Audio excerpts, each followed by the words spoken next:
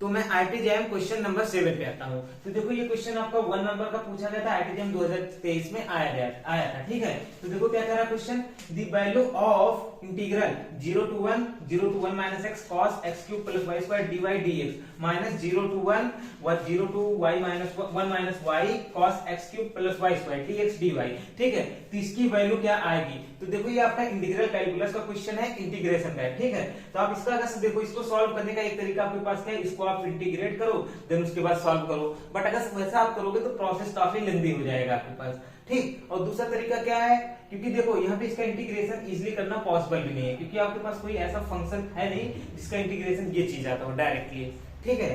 तो हमारे पास यहाँ पे दूसरी चीज क्या है, हमने एक चीज और पढ़ा था, change of order of integration. वो चीज क्यों मैं यहाँ पे अप्लाई कर रहा हूँ, क्योंकि यहाँ पे देखो अंदर का फंक्शन दोनों का सेम है, ठीक है। बट डिफरेंस क्या है, यहाँ पे देखो dy dx आ गया, यहाँ पे dx dy है। तो मतलब क्या है, change of order of integration एक बार हम लोग करते तो देखिए क्या कुछ हमको मिल सकता है, ठीक। तो चाहे इधर आप change of order of integration apply करने का काम करो या फिर तो इधर करने का काम करो। तो मैं सेकंड वाले पार्ट पे करता हूँ, अगर आपका मन करे तो आप फर्स्ट वाले पे करके कर सकते हो, ठीक। तो चलो इसको लिखते हैं पहले।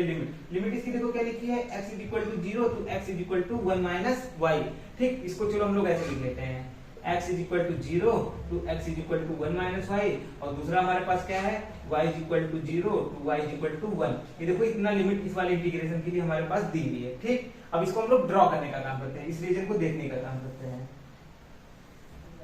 y हो गया, x हो गया, x dash and y dash. अब देखो y की वैल्यू कहां से कहां पे जा रही है, 0 टू 1, तो 0 यहाँ पे कुछ होगा, y की वैल्यू 0 और 1 यहाँ कहीं पे होगा, ठीक है। ठीक है, हो गया 0, 1 y की वैल्यू यहाँ से यहाँ तक जा रही है। अब देखो इस इक्वेशन को यहाँ पे देखो x की वैल्यू क्या जा रही है, 0, x की वैल्यू 0 कहाँ पे होगी, यहाँ पे होगी y एक्सिस पे, ठीक। और क्या होगा यहाँ पे, इस रीजन को आप बनाओगे तो ये कैसा होगा, x plus y is equal to 1, ठीक है। ये देखो आपके पास क्या एक लाइन बन रहा है और बेसिकली ये कहाँ पे इंटरसेप्ट करने का काम करेगा, ये कुछ ऐसे होके जाएगा, ठीक। ये क्या होगा, एक 0,1 पे इंटरसेप्ट करेगा y एक्सिस को, x एक्सिस को 1,0 पे, ठीक है। तब देखो इससे बाउंडेड रीजन क्या आपके पास आ रहा है, देखो y इज इक्वल टू 0 आपके पास ये लाइन हो गई, y इज इक्वल टू 1 आपके पास यहाँ पे कहीं पे था, ठीक। x इज इक्वल टू 0 आपके पास ये लाइन हो गई and x plus y is equal to 1 आपके पास ये लाइन हो गई, ठीक है। x plus y is equal to 1, ठीक। मेरे ख्याल से इतना आपको समझ में आ गया होगा। तो ये हमारे पास रीजन हो गया, ठीक। अब हमको इसको क्या करना है, अब हमको इसके ऑर्डर को चेंज करना है। मतलब क्या, यहाँ पे देखो x के लिए लिमिट दी थी, अब हमको इसको किसके लिए बनाना होगा, y के लिए लिमिट को बनाना होगा, ठीक है।